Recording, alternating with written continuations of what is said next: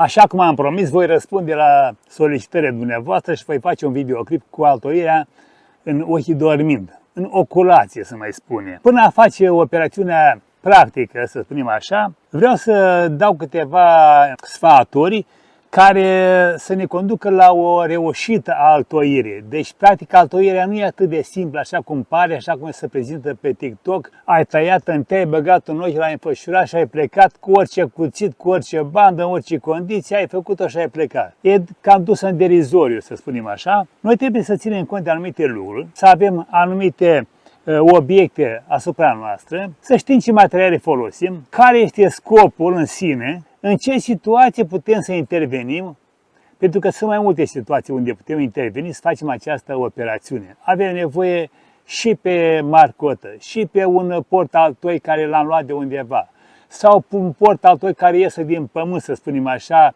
dintr-o rădăcină de prun și iese un corcoduș, sau de la un piersic. A murit piersicul, a dat de jos corcoduș. Altă situație. Avem situații unde am altoit în primăvară în despicătură, dar a dat și alți răstari, mai jos, mai buni în pomul respectiv. Nu-i dăm jos, îi altoim în ochi dormind, după care, dacă nu se prinde, venim în primăvara următoare și facem în despicătură sau în copulație. Copulație perfectă, mai bine zis, că e mai bună. Deci avem multe situații. Încă una din situații foarte importante este atunci când avem un cireș care are nevoie de polenizare și nu mai avem loc pentru încă un cireș polenizator. Și atunci ce facem? Noi venim și facem o altoire în ochi dormind într-un lăstar sau o ramură de 2 ani sau de 3 ani în cireșul respectiv, care să preia locul unei ramuri de schelet vechi și să avem acolo 2 soiuri de cireș, în așa fel încât ele se polenizeze, să rezolve situația. Sau avem un păr, un măr, nu avem loc suficient, avem nevoie de 3 soiuri de măr într-un singur pom, 3 soiuri de păr într-un singur pom, la fel și la prun, da? Și la cireș la fel, și așa mai departe. Și atunci ce facem? Noi venim și altoim în august, reținem aspectul ăsta, în august și nu mai devreme. Voi vorbi imediat despre ce este vorba și cu momentul respectiv. Venim și altoim câte soiuri vrem noi să avem noi într-un singur pom. Sau pur și simplu vrem să schimbăm complet soiul din pomul respectiv cu un alt soi. Și atunci facem tăieri, dacă e mai bătrân, facem tăieri de regenerare, anul următor lăsăm să pornească lăstari frumoși și în august facem altoire în ochi dormind. De ce îi spune în ochi dormind? Nu este o denumire simplă la întâmplare. Ca să puteți face o altoire reușită, în așa fel încât ochiul să se acomodeze, iar port-altoiul să-l accepte, să-l îmbrace în acel calus, să-l duc mai departe ca pe propriul lui individ, să spunem așa, ca pe propriul lui corp, ochiul respectiv trebuie să fie dormind. Adică el nu mai pornește în vegetație, chiar dacă tăiem de deasupra lui lăstarul respectiv de unde recoltăm noi, sau chiar dacă nu îl recoltăm și scurtăm lăstarul și îl lăsăm pe pomul respectiv, el nu mai pornește în vegetație. Ăla este ochi dormind. Dar dacă el este predispus să pornească în vegetație, ăla nu mai este ochi dormind. Este un ochi în stand-by, poate porni oricând. Am ales ochiul să fie dormind perfect. Altă situație, altă regulă pentru ca noi să avem o reușită. Trebuie să avem un port-altoi bine hidratat, adică să udă cu 2 săptămâni înainte foarte, foarte bine port-altoiul. Fie el pomul în care altoim noi, fie port-altoi pur și simplu un port-altoi plantat de noi de anul trecut din toamnă, o marcotă sau chiar din sălbatic și găsim noi ce avem nevoie în curte, îl hidratăm bine cu 2 săptămâni înainte, iar cu 2-3 zile înainte de a interveni cu altoirea propriu-zisă, veni și mai face o udare superficială, adică să nu facem noroi, dar să mai hidratăm încă un pic proaspăt pomul respectiv. De ce facem acest lucru?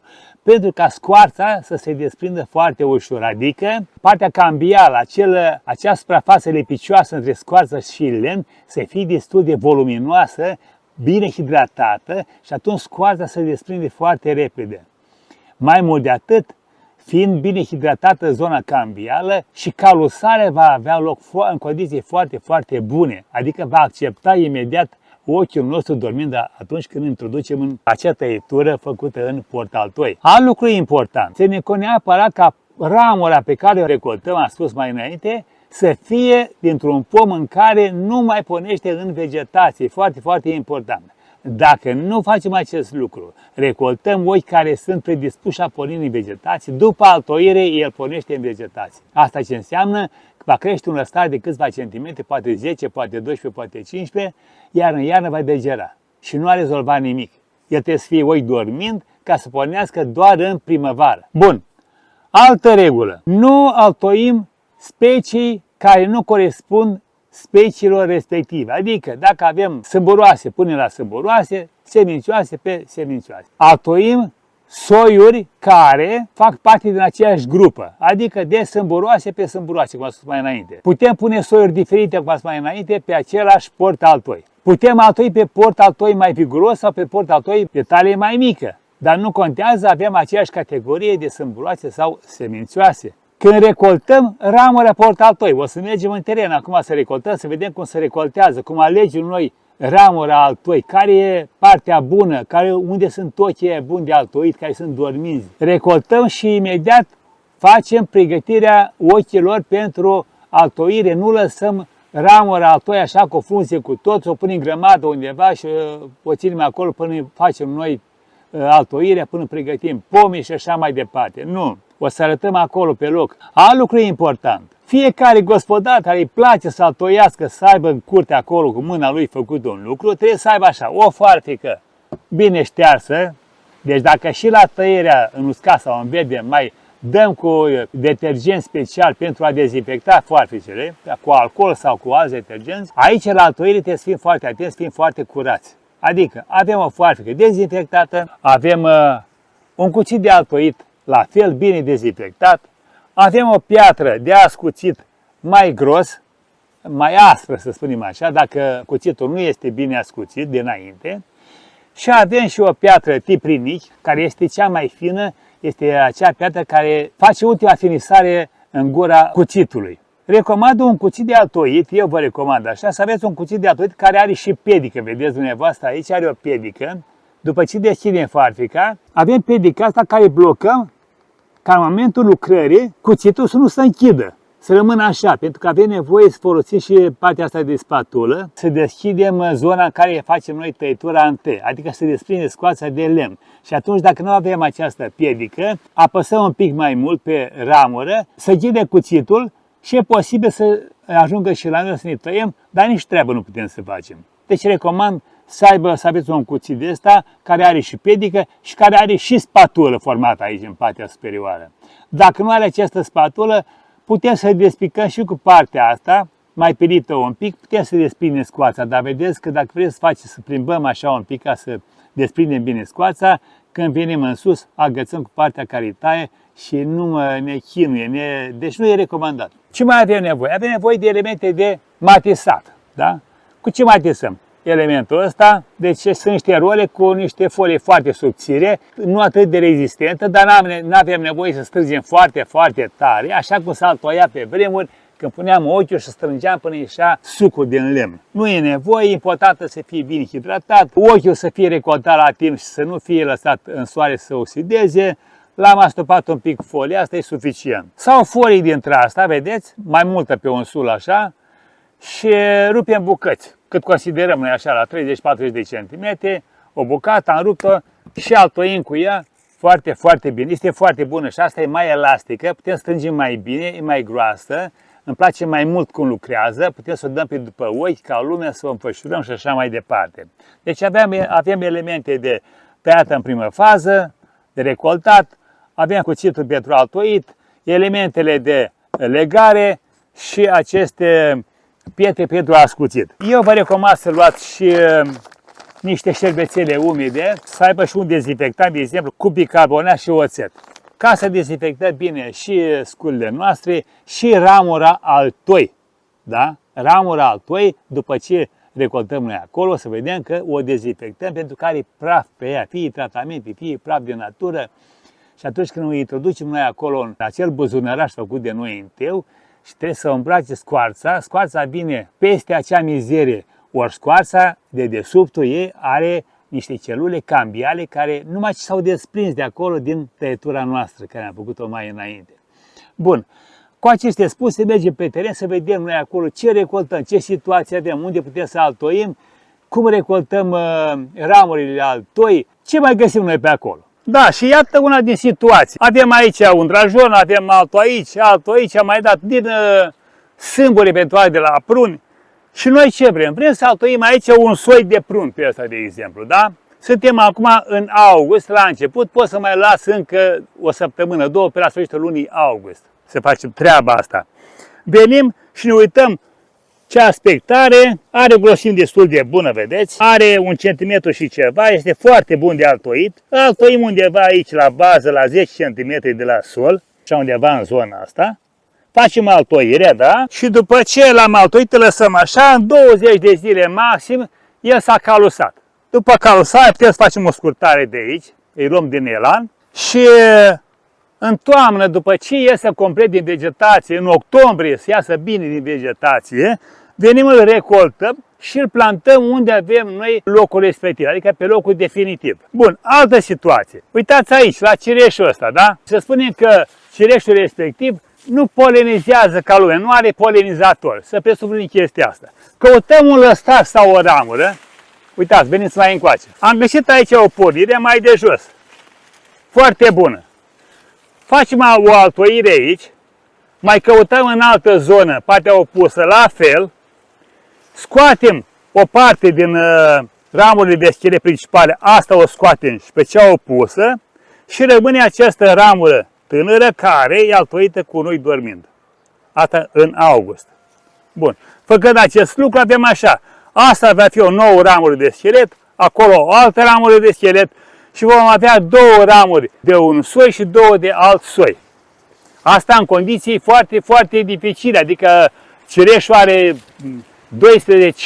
ani și este foarte, foarte mare. Dacă vrem să facem o treabă și mai bună, atunci desființăm complet, tăiem cireșul mai de jos de aici, lăsăm să genereze răstari și primăvara următoare, ca în vara următoare, când pornește în vegetație, altoim lăstari pe care vrem noi. E și mai reușit. Altă situație. Aici am avut un cireș, s-a uscat pentru că am avut foarte, foarte multă, fiind aici, vedeți, sistemul de irigare, a picurat multă apă aici, s-a uscat, ăsta a rămas din el.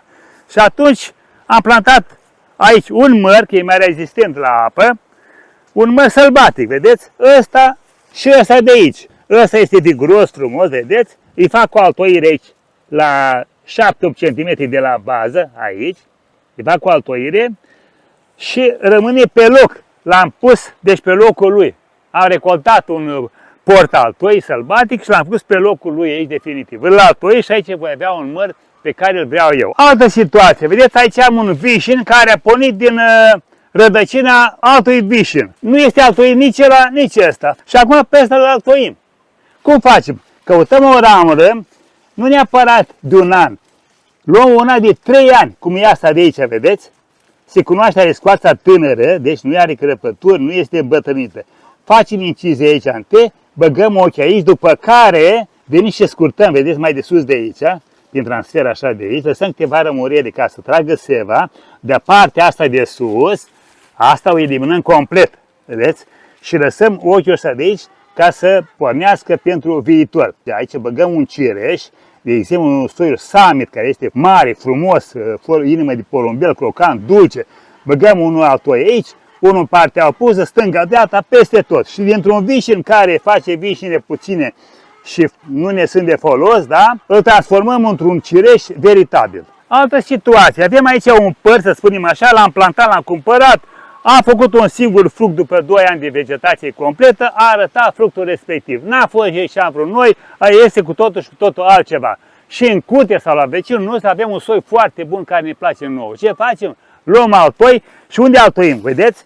Pomul e tânăr, scoarța este tânără, e bună. Venim și băgăm un altoi aici, în scoarța asta de 2 ani sau de 3 ani, cât are scoarța asta, are 3 ani. 3 ani, asta e 2 ani și asta e de anul ăsta. Deci are 3 ani de vegetație pomul ăsta. Îl băgăm în scoarță de 3 ani. Aici îl băgăm. Băgăm un ochi aici și mai băgăm mai sus încă unul aici. Sau pe partea opusă, în partea cealaltă. Deci băgăm 2 ochi dorminți. Acum în august, pe la sfârșit am spus. Bun. Altă situație. Avem un păr în plină putere din soiul Williams. L-am recoltat ultima dată, ultimele fructe le-am luat chiar cu 2 zile. Dar să presupunem că vrem să îl schimbăm cu altceva sau vrem să venim și cu câteva ramuri din altceva, un soi mai târziu, pentru că el se coace deodată, la început de august, dacă nu le recoltez, nu le mănânci repede să prăbușesc și atunci, dacă nu am mai multă posibilitate, mai mult spațiu să mai pun în compăr, îl altoim pe ăsta, că colo câte o ramură și executăm. Dar luăm o ramură să vă arăt. Să presupunem că s-a dat din port altoi, sălbate, că a dat de aici, că așa se întâmplă la păr, da?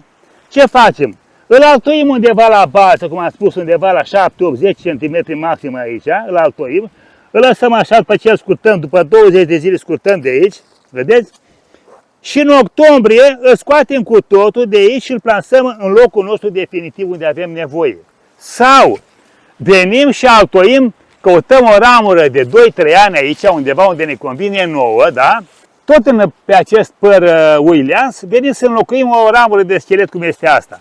Ce facem? O scoatem pe asta de aici și băgăm aici altoi în ramura asta de 3 ani. Este o situație foarte bună. Acum, dacă în caz că nu se prinde în 20 de zile sau până în toamnă, vedem că nu este bine calusat, în primăvară nu a pornit, atunci venim și facem altoire în copulație perfectă, în despicătură sau chiar în copulație. Da, cred că aici merge în despicătură, care are 3 cm. Altă situație. Avem aici un prun, 2 pruni de fapt, care făceau niște prune nealtoite, nu știu, gemănate, ceva de genul ăsta, care le are lumea pe grădini, pe vii, până.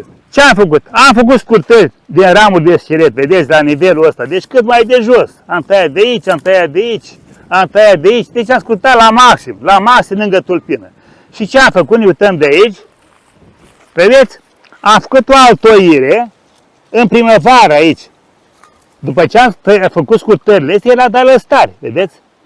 În primăvară am făcut o altoire în copulație perfecționată, adică aia cu tăieturi la mijloc, despicături la mijloc. Am făcut aici una, da? Și a pornit lăstare ăștia. Am făcut și aici una, vedeți? Tot așa aici, pe un lăstar bun. Am dat 2 lăstari frumoși aici, vedeți? Deci am și pe partea asta foarte elegant, avem ce ne trebuie. Aici avem la fel și în partea opusă primului, la fel o altoire reușită cu 2 lăstari aici frumoși, vedeți? Aici, vedeți, a pornit alt lăstar din soiul vechi. Nu l-am dat jos, l-am păstrat, că nu se știe, poate face o altoire acum și lui. Ce observăm acum aici? Că avem aici o altoire, avem în partea asta altoire, da? Și avem și în lateralul ăsta, dar în partea asta n-am avut lăstari. Dar acum, în primăvară asta, a pornit lăstarul ăsta și pe partea câțiva mici. Eu voi veni acum și voi face o altoire undeva la 20 de centimetri, să spunem așa, în noi dormind, vedeți, nu mai fac aici jos, fac mai sus. Pentru că dacă asta nu se prinde acum și în primăvară nu pornește, în aprilie vin imediat, elimin cu totul și fac o altoire aici, în copulație perfecționată, așa cum am făcut-o aici sau aici sau aici. Același lucru voi face și la prunul de aici. Aici a fost mai gros, vedeți? A fost niște lăstari foarte viguroși și a făcut în despicătură. După ce v-am prezentat situațiile astea, haideți să vedem cum recoltăm noi ramurile altoi. Aici, de exemplu, avem soiul Top Taste, un soi foarte bun, îmi place mie foarte mult, pentru că are și fructe frumoase, vedeți ce frumoase sunt, rare, nu sunt bătute așa, îngămădite. Primii ani fructifică, are fructele mai mici, după care își dă drumul să face fructe frumoase. Căutăm lăstari maturi, adică să aibă ochii dorminți bine pregătiți pentru altoire. Ce avem pe aici? Uitați, avem aici unul, da? Foarte bun, e partea de vârf. Ramura asta este o ramură de fructificare, nu are nevoie de prelungire și îl scoatem de la inel. Vedeți? Îl scoatem de la inel de aici, făcându-i transfer pe alte 2 ramuri mai scurte, pe 2 lăstari care vor deveni ramuri de rod. Foarte bune. Uitați aici, vedeți? De exemplu ăsta de aici, nu este matur, vedeți? Nu pot să recoltez ochi de la el. O să luăm la masă să vedem mai clar cum arată. Și mai luăm unul, mai matur, ăsta de aici. Foarte viguros, lemnul deja s-a închis la culoare, avem ochi foarte bune aici, îl luăm și pe ăsta. Și mai luăm unul foarte crud, ca să avem noi acolo ce vedea. Și eventual să facem altoire chiar pe el. Mai luăm unul și de aici, este pe interior. Și haideți să vedem acum cum a pregătit noi ochii pentru altoit. Care sunt buni, care nu sunt buni, cum pregătim ramurile, cum le păstrăm până în altoire. Da, ne-am întors, venim aici să vorbim mai departe, să facem treaba bună, cap-coadă, adică să avem și reușite, nu numai încercări. Vedeți, asta e ramura recoltată pentru altoit. Partea de la bază, să spunem așa, nu știu, 30 de centimetri în cazul nostru, că e o ramură foarte lungă, are 1,5 m, se elimină. Dar se elimină după ce eliminăm partea superioară. Cum eliminăm partea superioară? Luăm de vârf și tragem în jos să vedem până unde arcuiește, cât ține ea. Undeva de aici, dă să plesnească, vedeți, de aici. S-a îndoit de tot. Aici o eliminăm. Acum, de ce rămâne, o treime de jos o eliminăm. Facem așa, vedeți? Împărțim în 3. Partea asta o eliminăm. Dar de ce eliminăm noi partea asta? Vedeți dumneavoastră, partea asta de jos sunt primele frunze care pornesc răstaua prin alungire, sunt primele frunze și primii muguri. Ei au ajuns atât de inhibați încât nu sunt în stare să pornească în vegetație. Sunt blocați. Practic și în primăvară, dacă scurtăm de aici de undeva, nu mai avem vegetație. Riscul este mare. În vegetație pornesc mugurii bine pregătiți, care sunt adormiți, dar bine hrăniți, bine umflați și gata să pornească în vegetație, fiecare cu rolul lui, fie vegetativ, fie florifer. Imediat după asta ce facem? Eliminăm frunzele și lăsăm o porțiune mică de peciol, 5-6 mm. Cum facem? În felul următor, vedeți? Ținem farfeca aici și resucim ramura în fața farfecii, în așa fel încât contralama stă pe ramură. Și atunci nu avem cum să tăiem mai mult decât atât să rămână 5-6 mm. Deci este foarte simplu, așa procedăm. Asta este prima operațiune după ce recoltăm. Am stabilit porțiunea care este bună, eliminăm frunzele imediat. De ce? Pentru că ele prin respirație și transpiră totodată și elimină multă sebă din ramura respective. După ce ne-am recoltat și am zis noi că asta este ramura bună, imediat venim și le punem fie într-un prosop umed, fie le băgăm în găleata cu apă ca să țină umiditate. Vedeți, acest lăstar este crescut foarte lung, foarte bine, dar neavând posibilitate să se călească, nici mugurii nu sunt grozavi. Deci sunt niște muguri aflați în stand-by, adică ei pot să pornească oricând în vegetație pentru că n-au adormit. Deci, o ramură cum ar asta firavă, destul de amețită, că n-a avut lumină, n-a avut soare, nu este garantată că vom face treabă și atunci nu mai folosim. O dăm jos și o băgăm la sol, o băgăm în sol. Altă ramură, la fel, vedeți, altă lăstar, la fel foarte lungă, are 2 metri, dar n-are ochi bine formați ca ramura asta. Deci nu este bună. Ce facem? O eliminăm și pe aceasta, nu o băgăm la ramuri bune. Ramurile bune sunt așa cum arată asta. Vedeți, deja se vede diferența de culoare. Vedeți? Asta care are culoare maronie este o ramură în care mugurii sunt bine căliți, bine formați, pregătiți pentru a porni în vegetație în anul următor, nu anul acesta. Deci nici acest lăstar nu are oi buni de altoit. Undeva pe la partea mai de la bază, să spunem așa, vedeți, cât se duce în jos, eliminând de aici, rămâne, uite cât am eliminat, cât a rămas. Deci am eliminat 2 treimi și a rămas o treime. Aici mai putem lua ceva muguri, dar nu ne încurcăm numai dacă avem nevoie neapărat de acest lăstar și nu avem alții, atunci ne ocupăm de el. Eliminăm și pe acesta. A rămas încă un lăstar bun, îl verificăm și pe ăsta de unde plesnește, de aici plesnește.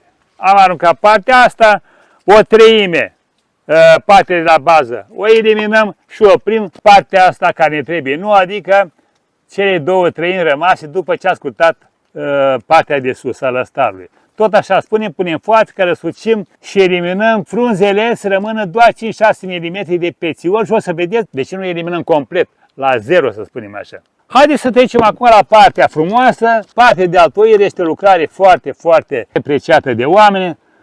Nu știu care n-ar vrea să încerce o altoire. De asta v-am și pregătit cu anumite elemente dinainte ca să aveți și reușită, că dacă nu aveți reușită, după aceea dezamăgirea face multe pagube. Să presupunem că asta e ramura altoi, asta e ramura care vine cu altoiul respectiv. Asta este sălbatic sau un prun sau un măr care nu ne convine. Nouă e o ramură port altoi.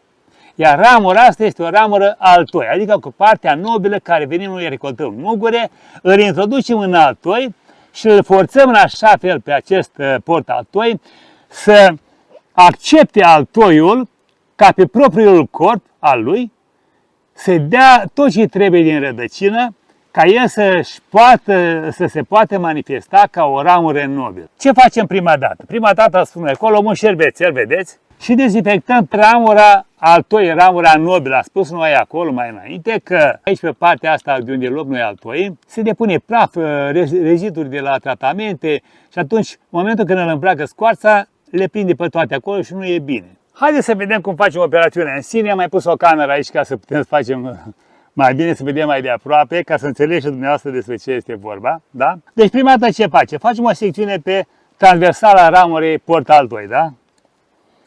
Undeva așa, să nu ajungă, să nu treacă de jumătatea circumferinței ramurii port altoi, cum este cazul nostru de aici.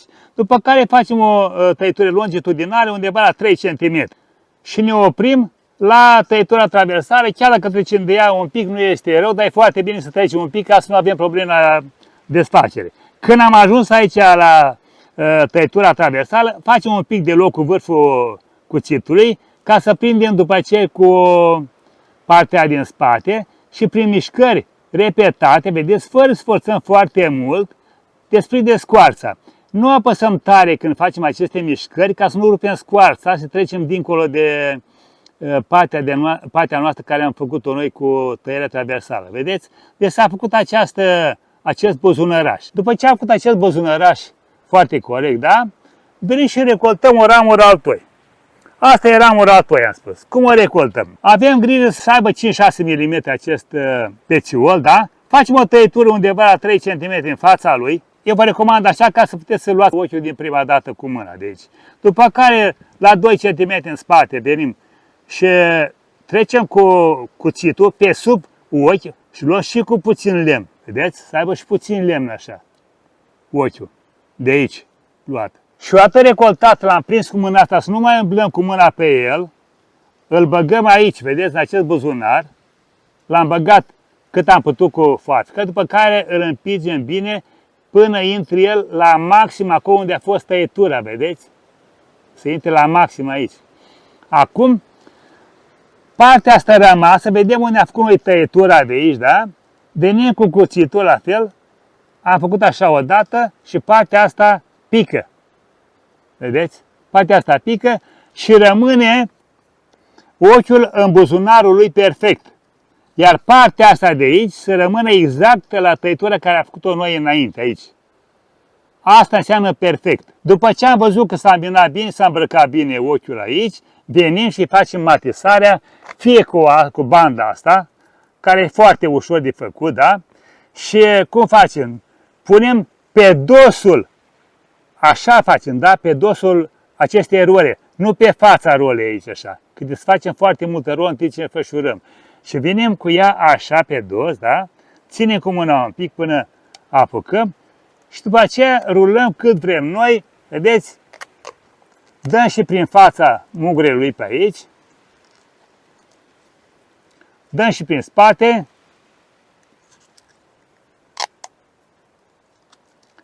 Pe poziție se lucrează mult mai ușor pentru că nu trebuie să țin lăstarul cu mâna și lucrăm cu două mâini. Deci cam atât facem. În final o să trecem banda prin partea superioară, că el așa, practic, așa lucrăm noi, de vedeți?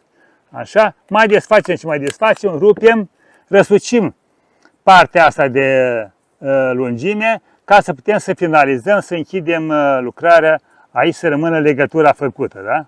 Acum, acest mugure trebuie să aibă aici puțin loc ca să respire. Chiar dacă acum nu se vede, el are ochi să respire. Dar și dacă rămâne fără respirație, nu e nicio problemă. El nu are nevoie acum de foarte mult aer, să calosează, celulele lui cambiale se combină cu cele ale port altoiului, se prinde. După 3 săptămâni putem să dăm jos această matisare, să rămână liber ca să întărească el foarte bine. Mai facem una, ca să fim siguri că am înțeles, da? Facem secțiunea pe traversal, venim și facem pe longitudinal 3 cm, venim cu spatula și desfacem buzunărașul, prin mișcări repetate și mergem pe lungime, plimbăm de asta așa un pic, deci facem și aici, nu apăsăm foarte tare ca să nu rupem structura, vedeți, s-a făcut buzunarul, venim și recoltăm un ochi de aici, facem la 3 cm tăitură ca să putem să recoltăm cu mâna, facem pe sub ochi, vedeți că el, lemnul pune o reacă rezistență, lemnul care îl recoltăm noi de la ochi. Trebuie să fim atenți. Îl introducem aici, acum dacă l-am introdus, venim și îl apăsăm bine până în capăt, vedeți? Îl apăsăm bine cât intră el până în capăt, la calitate suficient, venim și tăiem partea care este suplimentară și facem matesare, așa cum am spus, fie cu bandă între aceea, fie cu un capăt de bandă între asta mult mai elastică. Și cum facem? Punem degetul, o ținem pe loc aici, dăm o dată ca să prindem banda să nu mai miște, venim prin fața ochiului, vedeți? Venim prin spatele lui, așa se vede mult mai bine cu banda asta. Trecem iar prin fața ochiului, da? Cât mai aproape de ochi. Așa. Încă o dată aici. Și venim și facem închiderea, adică petrecem capătul rămas pe sub banda respectivă. Ea este foarte lipicioasă, așa, e foarte bună banda asta. Facem așa un pic și am terminat altoirea. Bun, ochiul a rămas la vedere. Așteptăm acum ca în 2 săptămâni, 3 săptămâni să se prindă, scoatem această bandă și treaba este bună. Ăsta a fost tutorialul pentru astăzi, cam lung, dar cred că a fost destul de plin cu informații. Nu am pierdut timpul, sper că vă vin în ajutor cu acest tutorial, ca fiecare dintre dumneavoastră, bărbați, femei, puteți să faceți acest lucru. Numai atenție la cuțit, să fie foarte bine ascuțit și atenție la lucrat cu el, pentru că el de fapt este un brici care barberește, este foarte, foarte tăios. În final pot să vă spun că acest canal este gratuit, deci puteți să vă abonați fără teamă și dacă vă deranjează scrisul pe ecran, apăsați pe pătrățica cu 2 de C mare de tipar și scrisul dispare. La revedere și succes pe toată linia!